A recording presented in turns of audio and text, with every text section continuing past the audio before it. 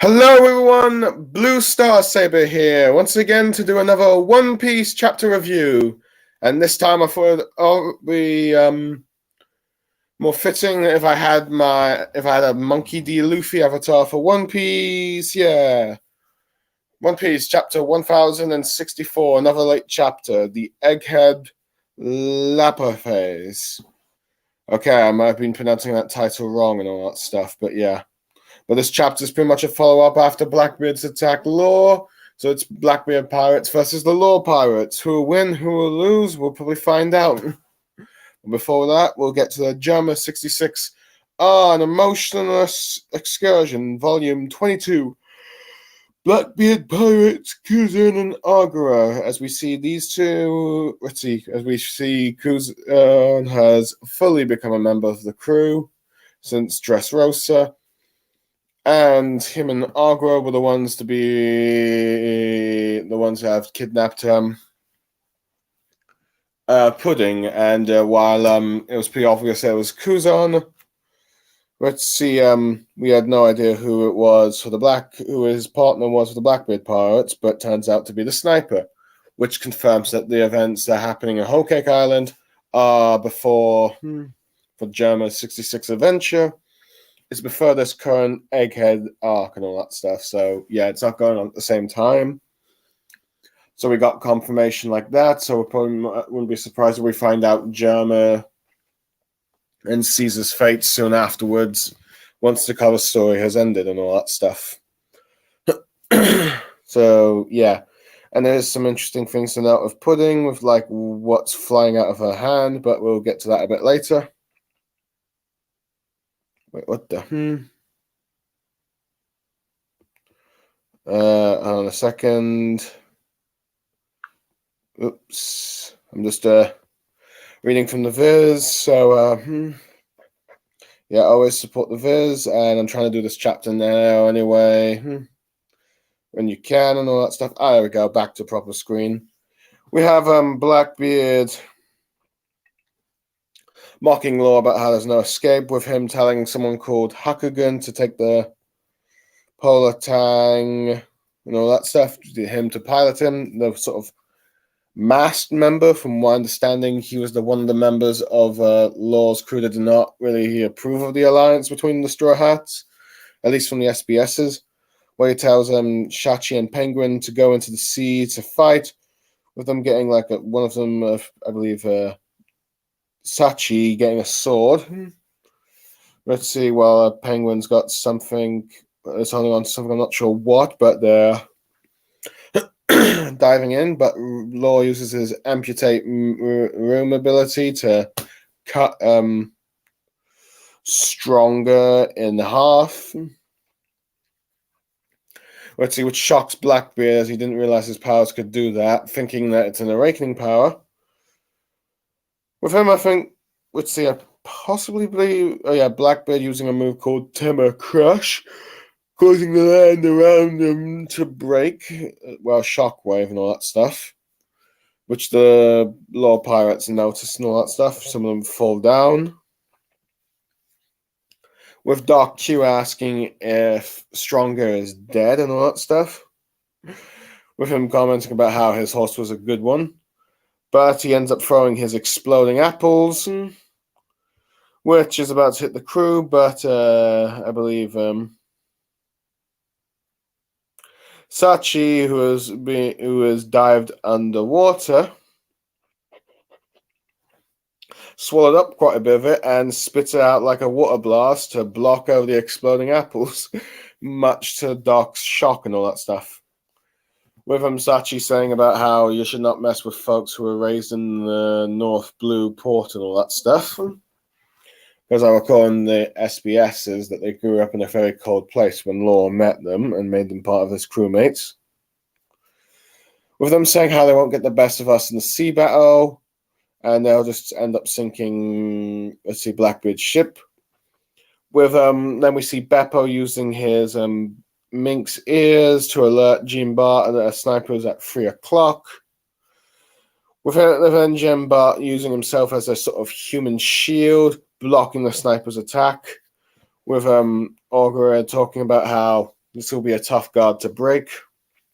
With Len Law using one of the Awakened Shock Willy moves, the same one I think he used against Big Mom. Might be a new one, I'm not sure. But it does the damage with inside Blackbeard and all that stuff. And you can see him Fritzy wounded. With Augur talking to Blackbeard about how this is what happens when you don't go in without a plan, showing that Blackbeard did not really have a plan. Warping him to himself, asking his captain to cheat his ship, but Blackbeard refuses, saying that they're going to stay on the offensive. We're seeing him just laughing at the situation, with Law asking him if he has, like, all of the officers have devil fruit powers and all that stuff. With him mocking about how they all have the same weakness of the sea. With Blackbeard saying how the benefits outweigh the risks, so given that's how devil fruits work. Meanwhile, the Blackbeard pirates are being sunk by the ship, and we're seeing more of Law's crew. I think I'm seeing a Penguin and Sachi, I think. Let's see, I think about Penguin has some sort of spear, and I think he's preparing to attack them and all that stuff. Let's see, with the Blackbeard pirates commenting that they did not realize just how good Law's crew is at fighting underwater. Let's see. But the Blackbeard pirates have great faith in the Blackbeard pirates seem to have great faith in their captain, or commodore, if you will. Meanwhile, we see the two of them that are holding a prisoner talking about this. We found that this prisoner is none other than Pudding, who's now showing her third eye quite a bit, but yeah. But she's commenting about if her mother was still alive.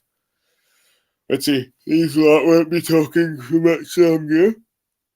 Let's see, with the way they're talking about how Blackbeard's the strongest, but they're mocking her, saying they're now fighting the guy who's killed Big Mom. And, well, this is how new legends are supposed. This is how the new era goes, with the downfall of the old ones. Yeah, so we see that. Let's see, Pudding was with them, so yeah, it's clear that Blackbeard wants to read the Poneglyphs as soon as he can. Anyway, you have Law's Awaken attack Blackbeard's Quake abilities, mixed, I think, with I believe, or at least he's about to try and use the move Black Vortex with his Yami Yami nobilities, causing a sort of like a Devil Fruit clash in a similar manner you would probably expect from hockey clashes these days, though who knows, there might be hockey involved in this. But yeah, but then we see that the Marines are reporting that what if now we got confirmation is that Law and Blackbeard are fighting at Winter Island. Let's see, and they've made contact and all that stuff.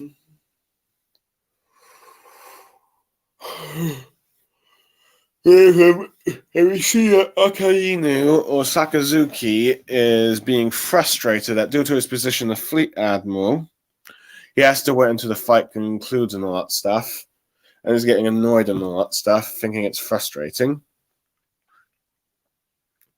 But anyway, we cut to the future island of Egghead, where we see that Luffy and the lot have survived the aftermath against the police Kuma and all that stuff, but Luffy and Chopper have turned into old geezers, while Bonnie and Jinbei have turned into kids and all that stuff, with Luffy and Chopper being annoyed at the age they are.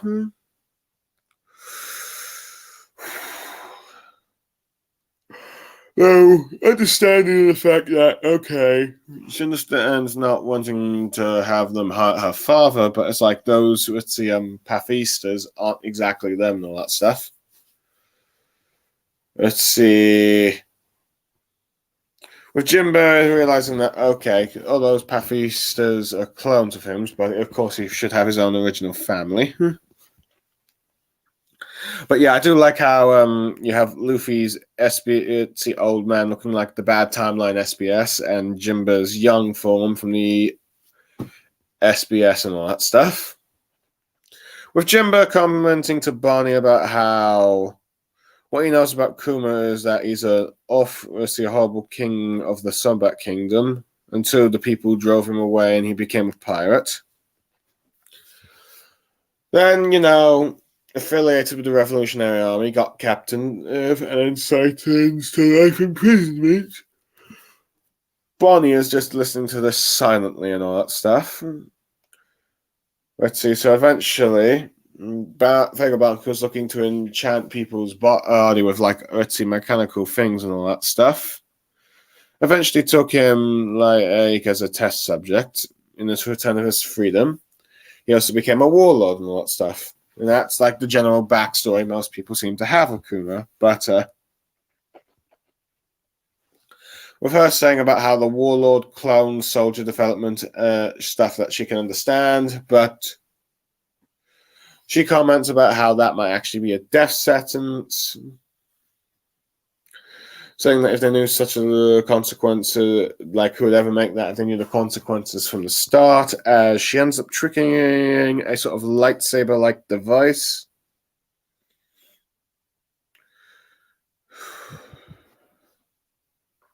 With Jumba saying, well, that is true and all that stuff, but it's how many crimes does Kuma commit himself? But this seems to anger her. She swings the sort of lightsaber-like weapon and all that stuff, saying how her father wasn't really a tyrant and all that he did was hate the world government, saying that he would never work for them by choice and all that stuff, and that he's been experimented on by force. Luffy gets excited shocked or excited over a laser beam. He explained that this junkyard is full of all of Vegapunk's, discarded inventions, so they could be useful. We're first saying that it's the murder in the name of science. And apparently we learned that Kuma from Bonnie that was a special people or was special race, depending on the translation. But it doesn't feel like that gives them the right to experimenting on them and all that stuff. Or kill him for that moment. With Chopper, with Luffy agreeing with her, with Chopper commenting on about the whole special people thing. Meanwhile, we'll cut to Team Sunny with the Straw Hats on the 1000 Sunny with the Lilith Vegapunk and all that stuff flying in the sky. And apparently it's this Vegaforce 01, as she explains, and how they use jet boosters and all that stuff to create anti-gravity stuff. They said it's only possible because of the island's air conditioning. Usopp nonsense the giant hologram monster from earlier. We are just shocked by the futuristic city. With Lilith saying that this is the island where they built the future island Egghead, which I'm not sure if this is where it was confirmation. No, it might have been actually a few chapters ago. Sorry, my mistake. Well, the sort of research happens. And apparently there's a closed labor phase where the research happens, and the Fairpro phase where the factory work, all that stuff happens.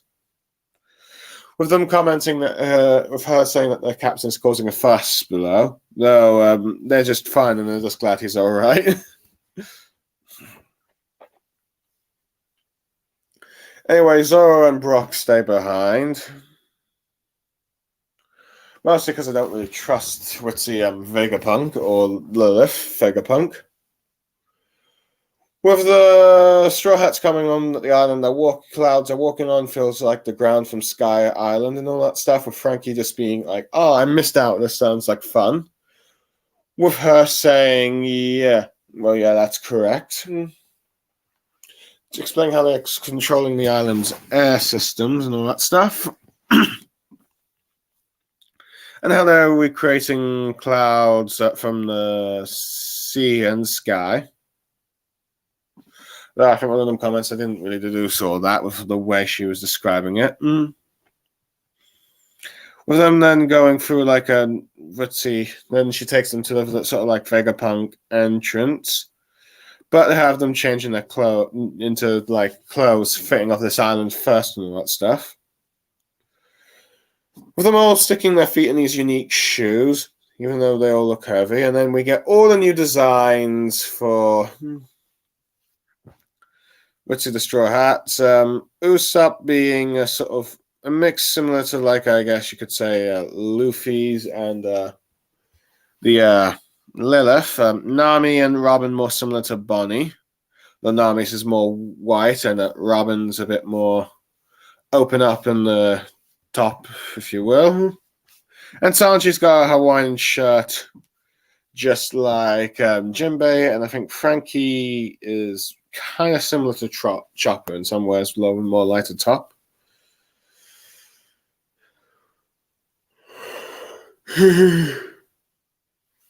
Let's see, with like Nami just like comment how it's light and cute,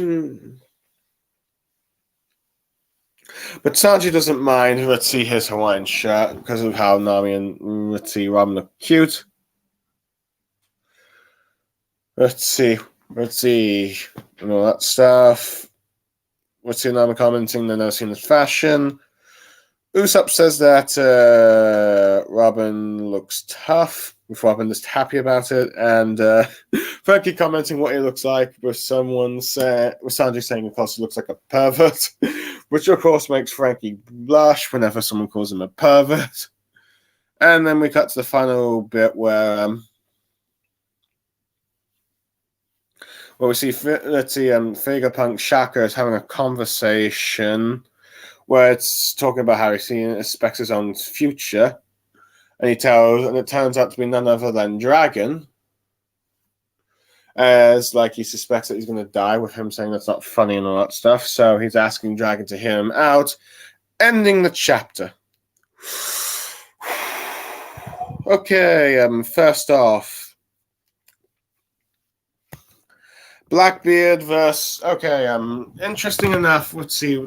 I do like how it's interesting enough that this is arguably the first chapter with like a cover story where characters appeared both in the current events and the cover story. Well, with two cases, because you got like the sniper Agra and also Pudding. But this is the first time you had a character appear in both the chapter and the cover story. Like one event from the past and the future. Now, granted, I do know that apparently due to one was supposed to be a slightly bit longer but it was cut short due to One Piece Film Red, that something like this is happening. But yeah, I do like how we got the comparisons and all that stuff. And it seems like that from what Pudding's holding in the hand seems to be confirmation that Big Mom is dead. I mean, it's remained ambiguous so far whether or not Big Mom is dead, but it seems like she did die from that volcano. But from what I can tell, the wiki hasn't put that as confirmation yet. This is just pirates speculating when she's arguing with them and all that stuff about, oh no, my mom's the best, not your captain. But then are faced by it because they're fighting like Law, who was part in Big Mom's downfall, if you will. But other than that, I do like how she seems to have a third eye from the tribe thing, seemingly accept that side of her after the events of Hokkaido Island and, of course, Sanji. Or it could be that she's been forced to show it open because, well, they're going to use her to read the poneglyphs that Law has once they capture them and all that stuff. So, yeah. But given the fact that Ogre is here, it does make you wonder if that means Kuzan's going to come into the fight and help Blackbeard. But yeah, I do like how Kuzan has the proper sort of like pirate-like design for the Blackbeard pirates with the, sort of pirate fashion shirts and the black cape.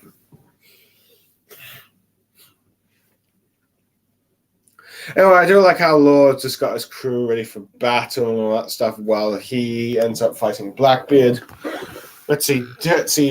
Taking out Stronger, who is not likely dead, and then also wounding Blackbeard, with his awakened abilities, was pretty impressive. But I think the main highlight of the fact is the fact that Law's crew has actually shown some impressive feats themselves, this thing, like Sachi absorbing water and spitting it out to block Doc Hughes exploding apples, which led to many to believe that he is a fishmen, or at least fisherman hybrid. But yeah, though it seems like they've been trading the cold waters of the sea has paid off and all that stuff, because we sometimes forget because I sometimes forget how cold it is apparently in the North Blue from this what we've seen and all that stuff from the time and during Dressrosa. But yeah, so yeah, they are completely unaffected by the Blackbeard pirates, and even giving them a bit of a struggle. I also like how Dreen Bar is probably arguably the muscle of the Law's crew, but it's arguably is a perfect defense. And I do like how it seems that the Law pirates are working their fighting style around of protecting their captain while he does all the big blows and damages to the enemy and all that stuff. In this case, being Blackbeard, but yeah.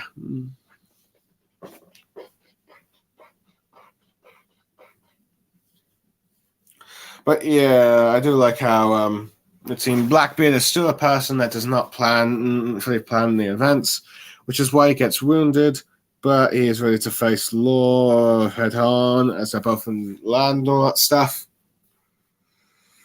I do like the sort of banter between them with Law mocking about how every member of his crew has devil fruits now so they can sink in the ocean for he cares, but Blackbeard is saying that, oh, well, yes, of course, his own crew has full of devil fruits, and while that the whole can't swim thing is a hindrance, it is a useful to have ability, and not to mention now, but yeah. So yeah, I do like how they're clashing like it's like Conqueror's Hockey and all that stuff, but we know that both of these characters do not have Conqueror's Hockey, but yeah.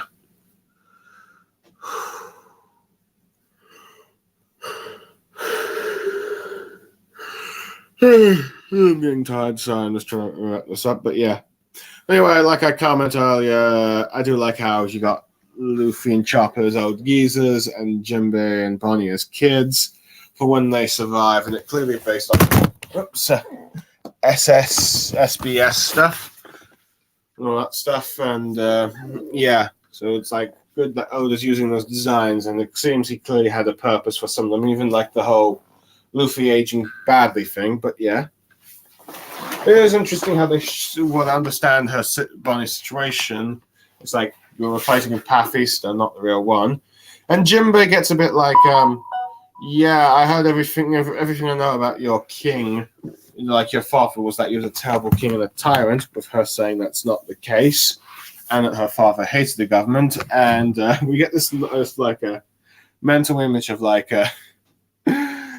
what people who what Jinbei seems to think Kuma is, but it's very different from what we saw in the Revolutionary Army or government and yeah, let's see, and primary school where I went to and all that stuff. But yeah. Anyway, I do like how Bonnie ends up getting a lightsaber and all that stuff. And before some people might say, oh, but I was against Naruto or Boruto getting lightsabers, I'd probably say here it feels a lot more organic and not forced compared to what that franchise is doing. But yeah. I do like how, let's see, Bonnie is here. We end up learning that from Bonnie that Kuma might be one of the three remaining races that Big Mom does not have her crew, and that he might not be entirely human. But it does lead to speculation of what is Julie Bonnie. Is she actually an adopted daughter, or is she biological from the same species as Kuma as well? But we just didn't realize it yet. But yeah.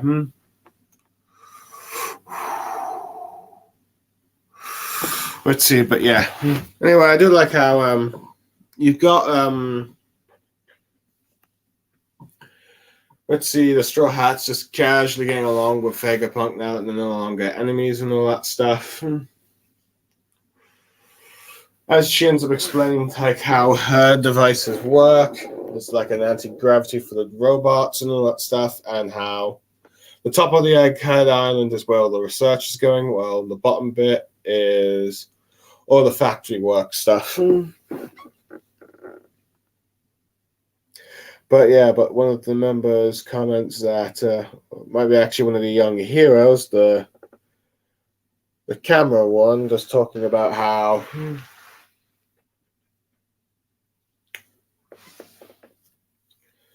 hold on, let me see if I can find it. I cannot find it, but yeah. I think I saw Law clash with someone, but I can't recall where. I mean, well, let's see.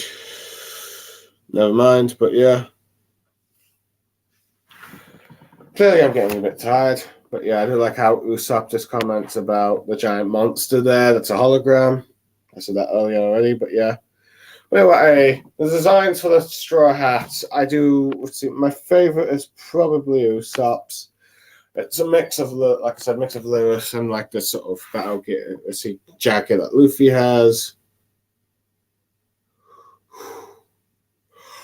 Sanji's I find funny that he gets a Hawaiian shirt and Frankie just enjoying his, looking like a bit of a toy, playing dress up.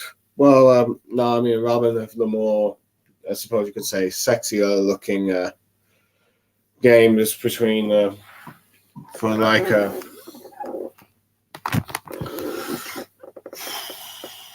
so yeah, she likes her suit, and yeah, and I like Robin's as well. Oh boy, I'm clearly getting tired here. I do like how they all have their different reactions to the suit. Nami thinks it's cute. Sanji is fanboying over it. Let's see, Usopp thinks Robin looks chuff, and when Frankie asks about his, he looks like he's apparently told he looks like a pervert, but he enjoys being complimented like that, so it doesn't bother him.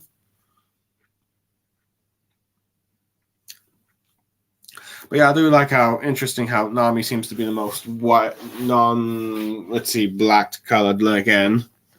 Well, when we get to the actual coloring in the anime, we probably get official coloring in the manga.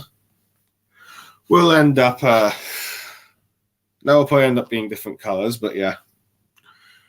But yeah, I can definitely see a lot of Robin fanboys excited for her new look, but yeah. But anyway, it's interesting that in this chapter we learn that Vegapunk, of all people, has a relationship with Dragon, a member of the Revolutionary Army. And if you look at the upcoming chapters, you will learn about that history. So, yeah.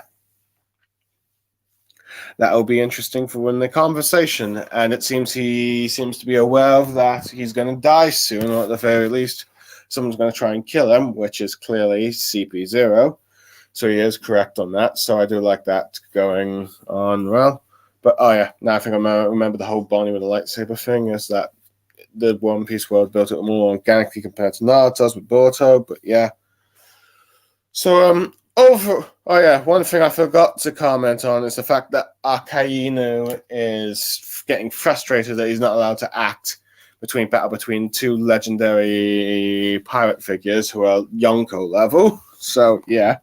He's getting frustrated with his job, and so far, I wouldn't be surprised if he's at a breaking point where he will start to get the Marines to set sail and take out as many pirates as he can because he has had enough. But yeah, that was clearly the weakest part of the chapter. Overall, I think I'll give it a 9 out of 10 just because we actually got to see how Law's crew would do and all that stuff, since they didn't get much except fight random nobodies and small users and the Beast Pirates floor and all that stuff, but this is someone that is actually now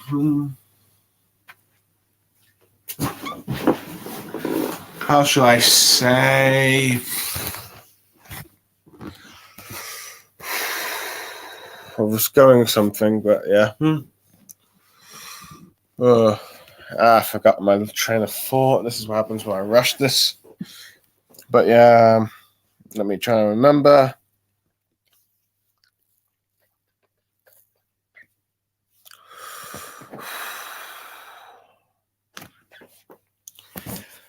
Oh yeah, Law's pirates being quite effective and all that stuff. Oh yeah, and facing the Beast Pirates, but only the minor ones, and the big officers. I do wonder if we had like the Big Mom pirates encountering the Law's pirates. They'd actually managed to beat them on the sea and all that stuff without Law, but lucky for them, Law's still about, so they can rely on him and all that stuff. So, yeah, I like that. Yeah, I can. It was clearly going to make a move again. So yeah, 9 out of 10. Law's crew being effective. The fight between Law and Blackbeard being cool. The stuff with Pudding, both Ritzy from the Decks of the World and in the current events. And I do like how she's just showing her bangs. I've already mentioned that. Sorry for repeating myself. And the Straw Hats getting their own new designs and all that stuff, though some of them might be a bit fan servicey, but it's probably not in your face like Fairy Tale, if you will, but I can see some, at least compared to how Robin is looking, if they're Robin fans and all that stuff. But yeah. And I do find it interesting that we're left with, okay, Dragon and Vegapunk know each other kind of thing, so yeah. Overall, I enjoyed this chapter. For those who end up listening to the stream, thank you for listening and watching. Sorry if I repeated myself a bit. I'll try better next time. And I hope to see you all again. Goodbye, everyone. Enjoy your weekend. Ta-ta for now.